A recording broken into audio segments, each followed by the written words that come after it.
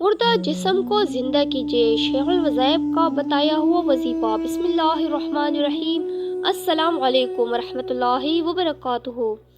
जिस्म के 5 हिस्सों की मालिश कीजिए। मुर्दा जिस्म को जिंदा कीजिए।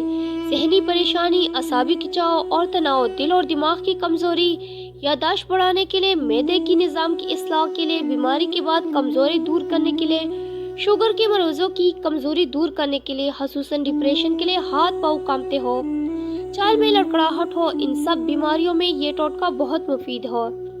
दोनों पाँव के तलों की मालिश, गर्दन की पिछली दोनों अतराफ की पट्टों की मालिश, कनपट्टियों की मालिश हथेलियों से करें। दोनों हाथों की हथेलियों की मालिश टखनों के ऐन पिछले और पंडियों के एहतिमाम पर जो एड़ी के ऊपर पट्टा खींचा हुआ होता है, इसकी मालिश करें।